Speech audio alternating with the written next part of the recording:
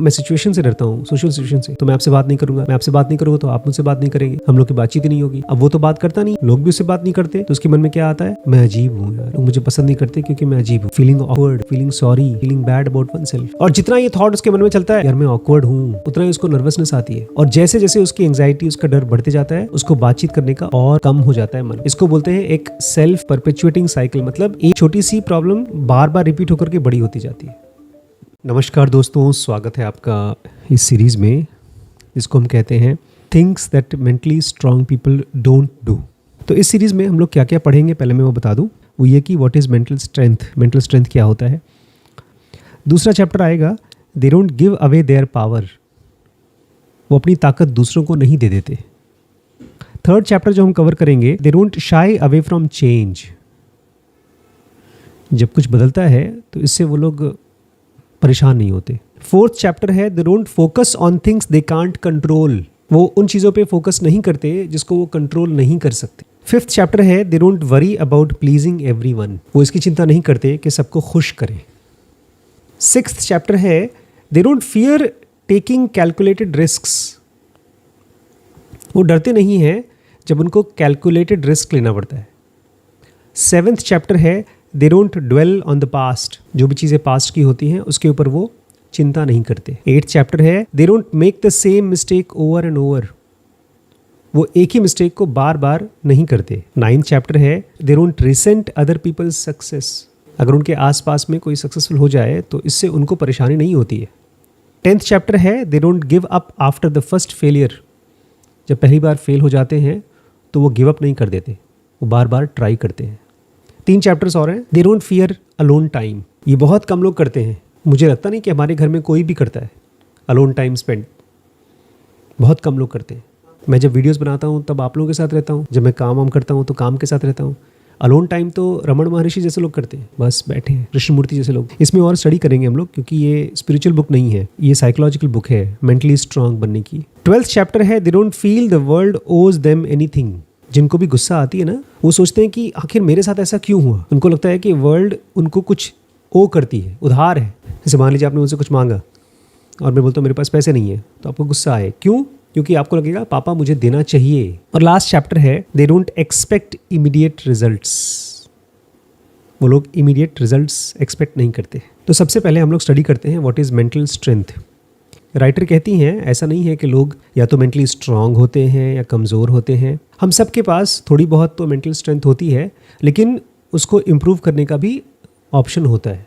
सब थोड़ा बहुत स्ट्रांग तो होते हैं लेकिन उसको बढ़ा भी सकते हैं, जैसे एक्सरसाइज करेंगे तो बॉडी के मसल्स मजबूत होते हैं, ऐसे ही मेंटल स्ट्रेंथ डेवलप करने का मतलब है improving your ability to regulate your emotions, अपने इमोशंस को कम ज़्यादा करने की ability.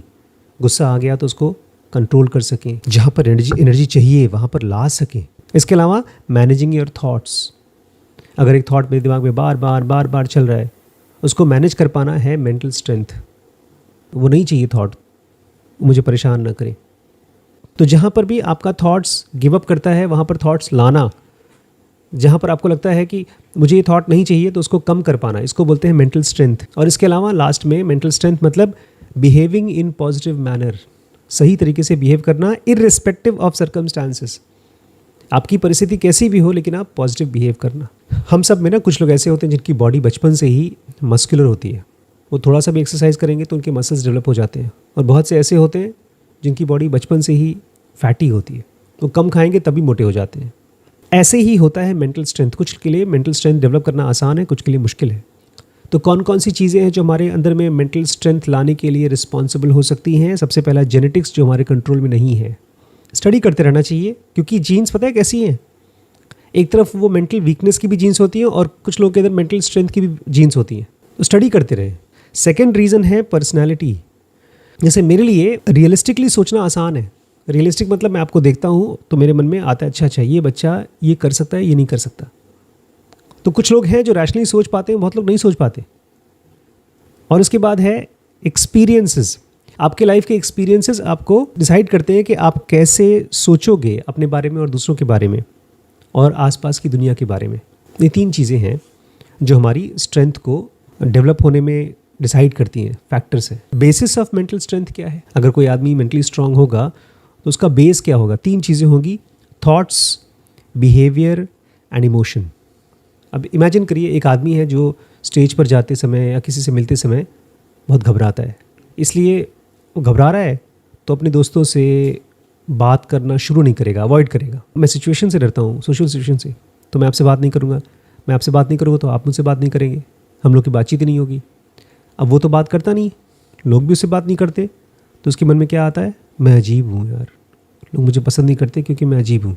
Feeling awkward, feeling sorry, feeling bad about one self. और जितना ये थॉट उसके मन में चलता है यार मैं ऑकवर्ड हूँ, उतना ही उसको नर्वसनेस आती है। और जैसे जैसे उसकी एंग्जाइटी, उसका डर बढ़ते जाता है, उसको बातचीत करने का और कम हो जाता है मन। इसको बोलते हैं एक सेल्फ परपेचुएटिंग साइकिल, मतलब एक छोटी सी प्रॉब्लम बार बार रिपीट होकर के बड़ी होती जाती है। आपको ये समझना होगा, अगर आप चाहते हैं कि मेंटली स्ट्रांग हो सके तो आपको देखना होगा कि जैसे आप एक शर्ट पहनते हैं, अभी टी शर्ट पहना है, उसमें रेड, ब्लू, ब्लैक, इन तीनों रंगों के धागे यूज़ किए गए हैं।